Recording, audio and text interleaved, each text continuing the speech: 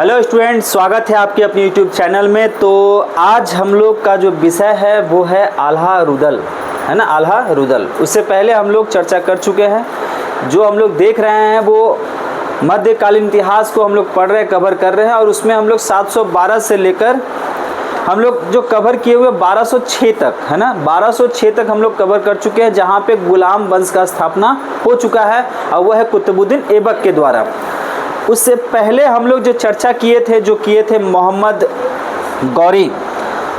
गौरी के बारे में चर्चा कर चुके हैं। मोहम्मद पृथ्वीराज चौहान के बारे में चर्चा कर चुके हैं। मोहम्मद गजनी के बारे में चर्चा कर चुके हैं। उससे पहले हम लोग मोहम्मद बिन कासिम के बारे में चर्चा कर चुके हैं। उसी क्रम में जब हम लोग पढ़ रहे थे आपको चौहान वंश, पृथ्वीराज चौहान, तो पृथ्वीराज चौहान जब हम लोग पढ़ रहे थे तो उस पृथ्वीराज चौहान तृतीय, याद रखना, थर्ड, उनके बारे में जब हम लोग पढ़ रहे थे तो वहाँ पे हम लोग को देखने को मिला था कि एक युद्ध लड़ा गया था। और ये युद्ध जो है आप देख रहे हैं यहाँ पे महोबा पे लड़ा गया था। अब वो युद्ध में महोबा पे जब युद्ध हुआ था तो आपका उसमें एक नाम उभर के आया था जिसका नाम था आल्हा और रुदल। तो हम लोगों को चर्चा का विषय आज वही होने वाले हैं, आल्हा और रुदल।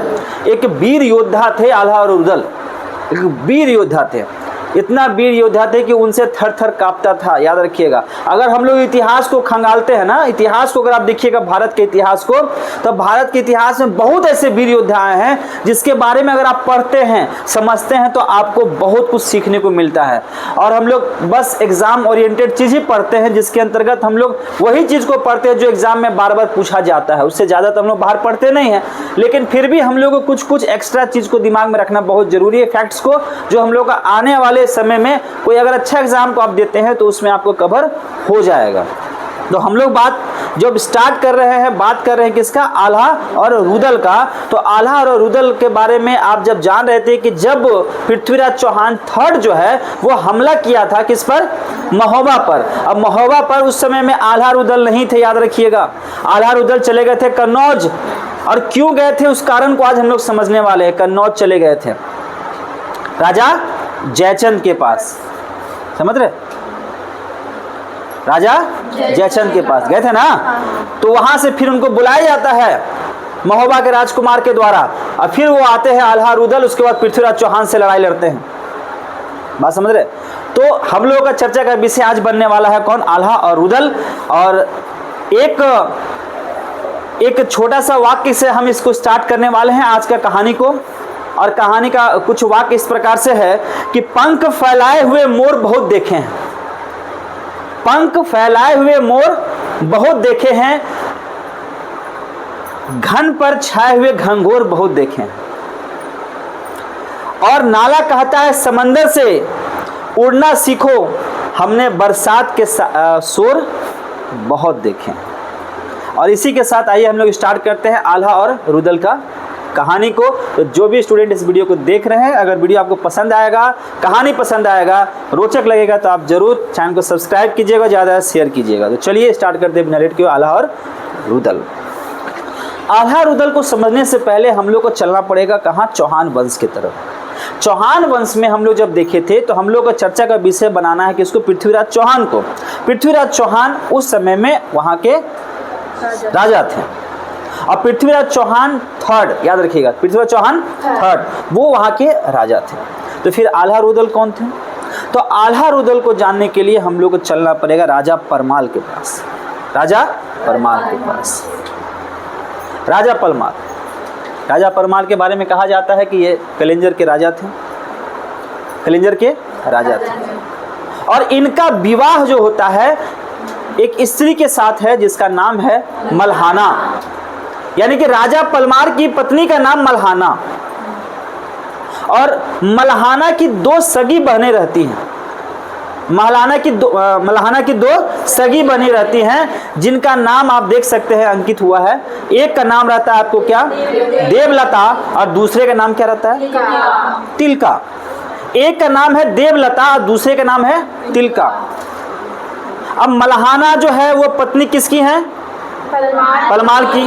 अब मल्हाना की दो सगी बहनें, एक है देवलता और एक है तिलका, और ये देवलता का और तिलका का विवाह होता है दो राजकुमारों के साथ। और ये दो राजकुमार कौन है? दक्षराज और वत्सराज। अब आइए पहले दक्षराज और वत्सराज के बारे में जान लेते हैं। दक्षराज और वत्सराज जो है ये राजा पलमाल के भाई, सगे भाई, सगे भाई हैं दोनों, और ये दोनों सगी बहनें। यानी कि जो रानी मल्हाना है उनकी दो बहनें, और दो बहनों में एक बहन का नाम देवलता, और देवलता के पति का नाम है दक्षराज, और एक बहन है जिनका नाम है तिलका, और तिलका के पति हैं वत्सराज। अब भाई शादी हो गया, विवाह हो चुका है ना? मल्हाना की दोनों बहनों का विवाह हो चुका, तिलका का भी और देवलता का भी। देवलता के पति दक्षराज और तिलका के पति वत्सराज। अब इन दोनों का जो विवाह होता है, इन दोनों के विवाह से प्रसन्न हो जाती है राजकुमारी। कौन? मल्हाना। हम लोग का कैरेक्टर अभी तक आए नहीं है, आल्हा रुदल, है ना? इतना प्रसन्न हो जाती हैं, इतना प्रसन्न हो जाती हैं कि दोनों के लिए एक महल का निर्माण करवाती, वो भी अलग अलग। आप देख सकते हैं, अंकित है आपके बोर्ड में, देख सकते हैं देवलती और दक्षराज को एक महल बनाती है। वो कहाँ बनाती है? तो वो बनाती है दहसल पूर्वा में। दहसल पूर्वा में एक विशाल सा महल बना के इनको देती हैं। किनको? देवलती को और दक्षराज को। बात समझ रहे? और वहीं दूसरी बहन तिलका, और तिलका के पति वत्सराज को एक जगह महल बना के देती है, वो है जगह सिरसा। और याद रखना, ये सब आपके कहानी को जब हम आगे लेके चलने वाले हैं तो ये शब्द आपको सुनने को मिलेगा, है ना? जैसे सिरसा, तो सिरसा में प्रश्न आता है कि सिरसा में महल जो बना के दिया गया था मल्हाना के द्वारा, वो किनको दिया गया था? तो दक्षराज और वत्सराज और तिलका को। और वहीं अगर बात करेंगे दहसल पूर्वा में, तो वो किनको दिया गया था? देवलती और दक्षराज को। याद रखना इस चीज को। यहां तक कहानी समझ में आया? बात समझ रहे? कि राजा परमाल की पत्नी का नाम मल्हाना, और उनकी दो बहनें देवलती और तिलका, और उनके पति तो दक्षराज की पत्नी का नाम देवलती, और इधर वत्सराज की पत्नी का नाम तिलका। याद रखना, तिलका। दोनों को महल मिल चुका है, दोनों महल में आराम से सुखमय जीवन बीत रहा था दोनों का। उसी सुखमय जीवन में खुशी का पल आता है, खुशी का पल आता है, लोग खुश हो जाते हैं। मल्हाना जो है एक बच्चे को जन्म देती हैं, और उस बच्चे का नाम है क्या? ब्रह्म कुमार। मल्हाना एक बेटे को जन्म देती है, ब्रह्म कुमार। कहा जाता है कि महोबा में जब शादी विवाह हो गया इनका, तो ये अपना राजधानी बना दिए थे इनके बेटे के जन्म के बाद। कौन सा? महोबा। नई राजधानी बनाए थे। अब खुशी का पल है, रानी जो है एक बेटे को जन्म देती है, वीर योद्धा को जन्म देती है, जिसका नाम रहता है क्या? ब्रह्म कुमार। और ऐसे ऐसे वीर, 5 वीर होते हैं, 5 वीर, ठीक है? 5 वीर रहते हैं इन लोग। तो उसके बाद कहा जाता है कि इनके प्रदेश में राज पुरोहित थे। अब वो राज पुरोहित का भी एक बेटा जन्म लेता है, जिसका नाम रहता है देभा। तो फिर ये आल्हा रुदल कौन? आल्हा और रुदल कौन? अभी तक आल्हा रुदल का चर्चा नहीं हुआ। याद रखना, मल्हाना का बेटा का नाम ब्रह्म कुमार,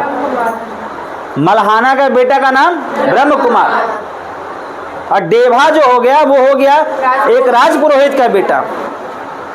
तो भैया आल्हा रुदल को तो आल्हा कहा जाता है कि रानी देवलती, देवलती का बड़ा बेटा रहता है आल्हा।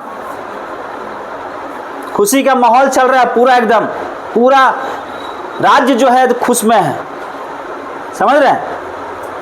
सब राजकुमार सब राजकुमार सब राजकुमार। जो आल्हा की मां रहती है देवलती, वह एक बेटे को जन्म देती है, इसका नाम था आल्हा, और आल्हा बड़ा बेटा रहता है, याद रखिए। आल्हा बड़ा बेटा रहता है। उसके बाद कुछ वर्षों के बाद या कुछ वर्षों के बाद जो है देवलती फिर से गर्भवती हो जाती है, और जिस दरमियान ये गर्भवती रहती हैं उसी दरमियान जो है एक शख्स इसके राज्य पर हमला कर देता है, और वो रहता है मांडवगढ़ के बघेल राजा। मांडवगढ़ के बघेल राजा, और ये बघेल राजा जो है इन पे हमला कर देता है, और हमला जो करता है तो भीषण हमला करता है, घंघोर युद्ध होता है।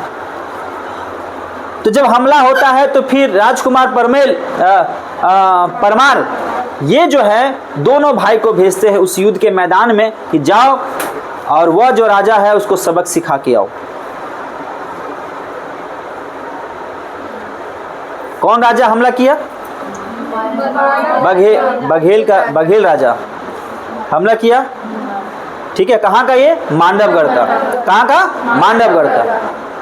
अब दोनों राजा निकल चले हैं युद्ध के मैदान में, और दोनों राजा कौन?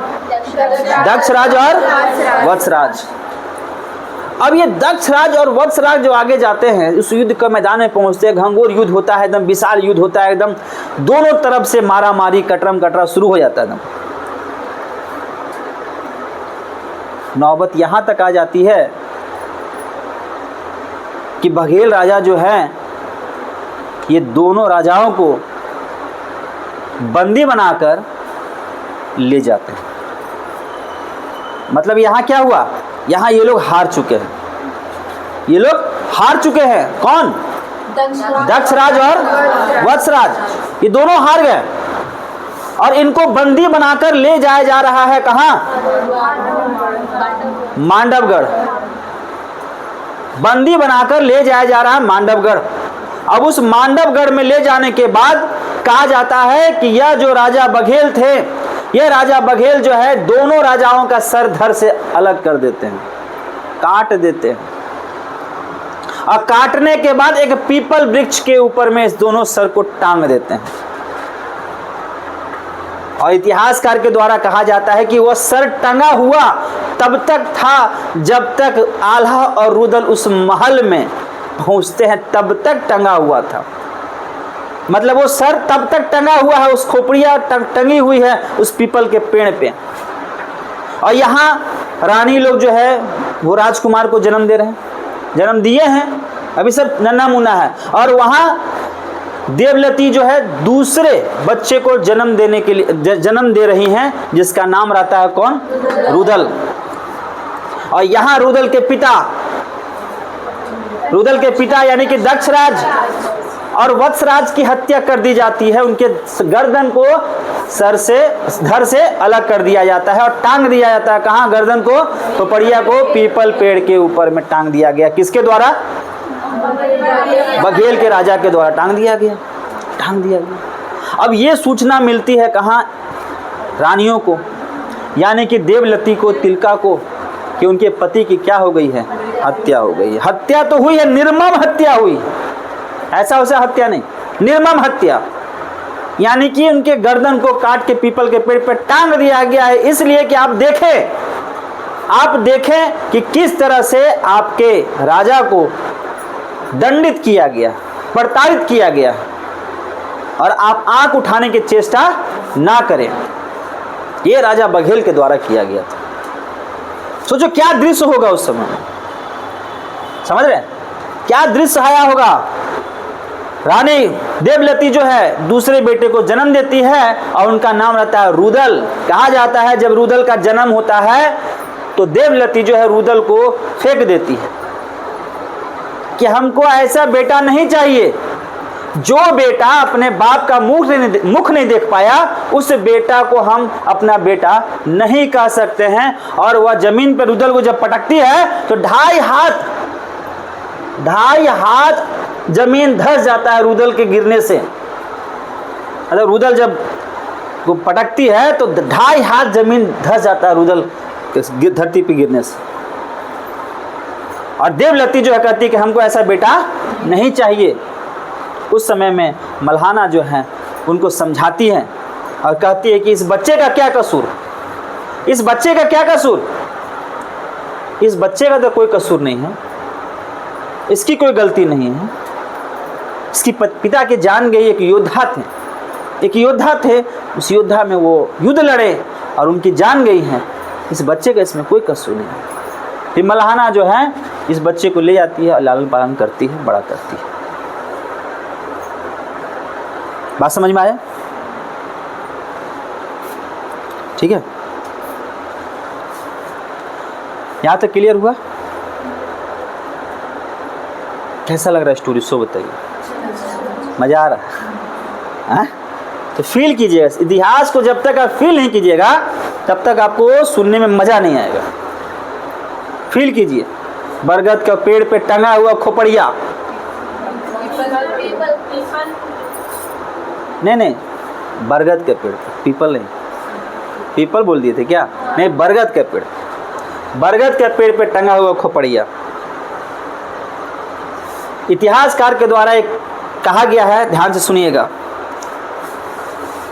टंगी खोपड़िया बाप चचा की, टंगी खोपड़िया बाप चचा की, मांडोगढ़ बरगद की डाल, आधी रतिया की बेला में खोपड़ी कहे पुकार पुकार, कहता आल्हा कहबे मलखे, कहबे उधर लड़ते लाल, बच के आना मांडोगढ़ राज भगेल जियो के काल। ये मेरे वहां खड़ा हो गया पढ़ते हुए। मतलब इसमें कहा क्या गया है कि बाप चचा की खोपड़ी टंगी हुई है। अगर रुदल आल्हा अगर आप आते हैं यहाँ पे तो आपको इस राजा बघेल से बच के आना है, क्योंकि यह एक काल है। अब अभी तक गया नहीं हारुदल बड़ा हो जाता है। बड़ा हो जाने के बाद ट्विस्ट आता है इसके मामा के साथ। जिस तरह शकुनी थे ना, शकुनी मामा, उस तरह इनके भी दरबार में एक मामा थे इनके, और वह मामा जो है हमेशा लीड रोल पे रहते हैं, हमेशा भड़काने का काम करते हैं। तो एक बार, अब देखिए बड़ा हो गया, बात समझिए, सब लोग बड़ा हो गया, पांचों योद्धा बड़ा हो गया, ब्रह्मा, देवा, आल्हा, रुदल और एक रहते हैं, 5 रहते हैं लोग, पांचों बड़े हो गए। तो एक बार दरबार लगा हुआ था राजा का, और राजा का दरबार लगा हुआ था तो उस दरबार में उनके मामा चर्चा करते हैं कि भाई कि राजा तो हम लोग बात कर रहे थे कि दरबार लगा हुआ है, दरबार में उसके मामा जो है ना, मामा पहुंचते हैं और राजा को कहते हैं। उसका मामा का उद्देश्य हमेशा रहता है कि हमेशा इसको बिगाड़ कर रखें, इस साम्राज्य को। बस इतना जान लीजिए, कैरेक्टर उसका वही है, भड़काना। अब भड़काने के बाद चाहता था कि किसी भी तरह से तितर बितर हो जाए सब कुछ। अब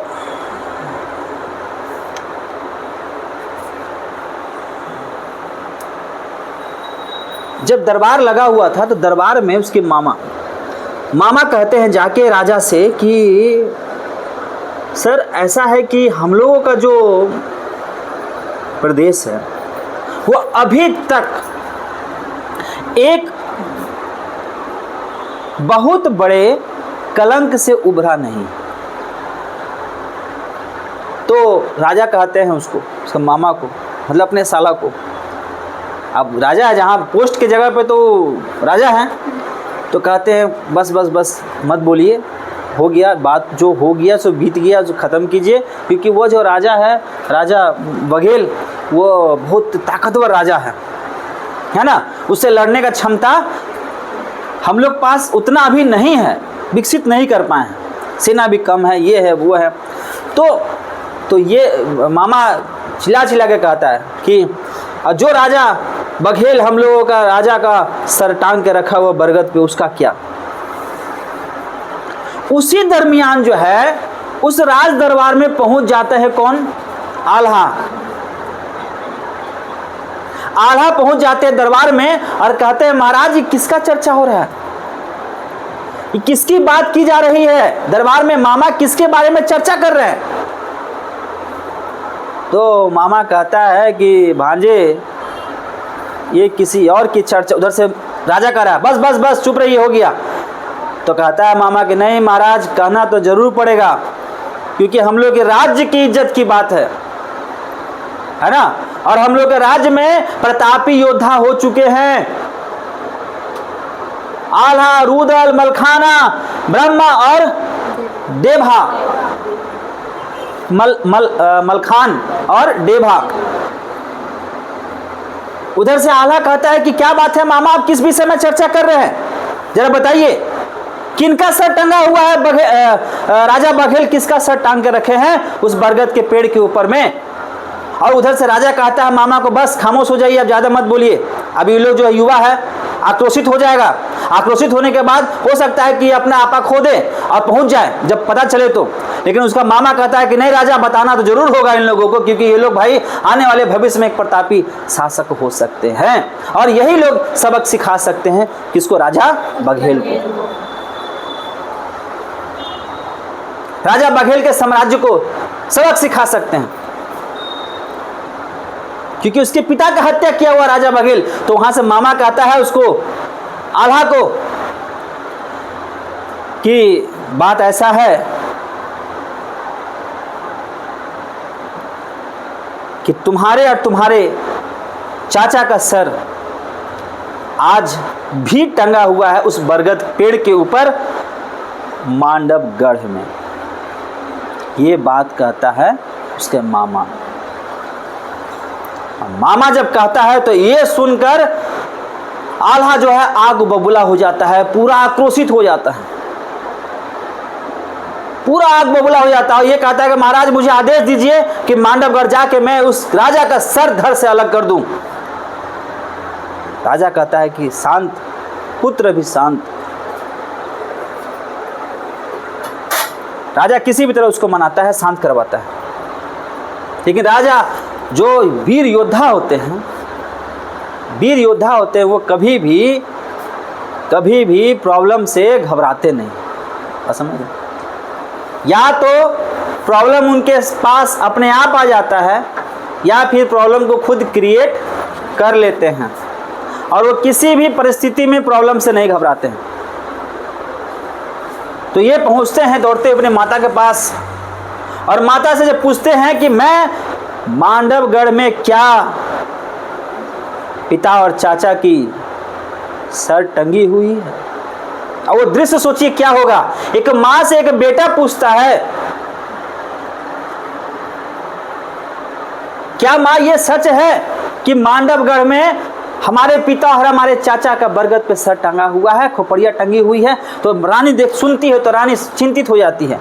अब बोलती है कि हमारा ये बेटा अगर कहीं जाएगा, अगर मैं इसे बता देती हूँ, अगर ये जाता है तो कहीं ऐसा ना हो कि पिता और चाचा की तरह भी इसकी हत्या हो जाए। एक माँ को तो लाजमी है चिंतित होना, एक माँ को लाजमी है। वो तुरंत पहुंच जाती है किनके पास, मल्हाना के पास।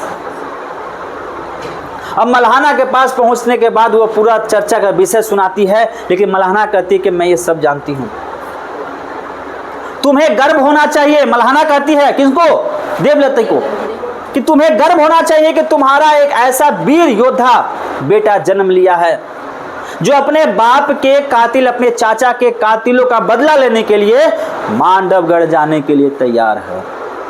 और एक योद्धा की मां को कभी भी घबराना नहीं चाहिए, हमेशा उसको आगे बढ़ाना चाहिए कि हाँ वीर तुम जाओ और युद्ध में अपना पराक्रम दिखाओ। आल्हा भी रहता है वहीं पे समीप, तो आल्हा भी पूछता है किससे? मल्हाना से। समझ रहे बात को? कहानी समझ में आ रहा है? मल्हाना, सॉरी नहीं आल्हा, बड़ा बेटा कौन है?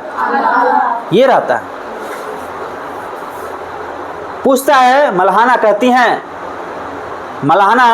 कहती है, जवाब देती है, टंगी खोपड़िया बाप चचा की,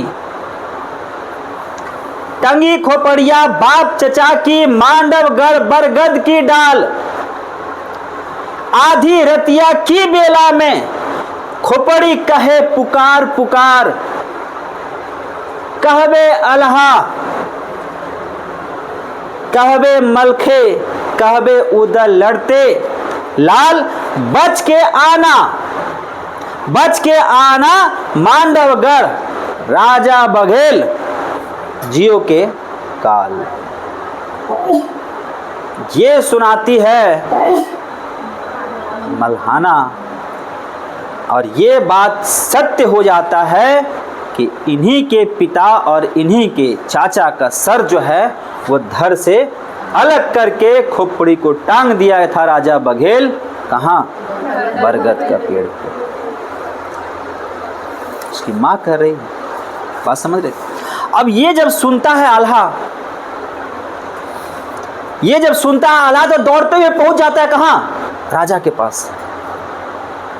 राजा परमार के पास पहुंचता है, कहता है महाराज मुझे आज्ञा दीजिए, आदेश दीजिए, अब मुझसे बर्दाश्त नहीं हो रहा है, मैं जाके राजा बघेल को सबक सिखाना चाहता हूं,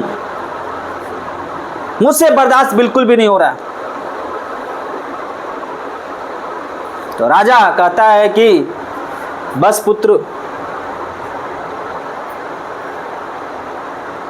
राजा बघेल कोई आम शासक नहीं है, उसके पास बहुत सारे सेना है, उसका किला, राजा बघेल का जो गढ़ रहता है ना, गढ़ किला, वो किला चारों तरफ से लोहा से घिरा हुआ है।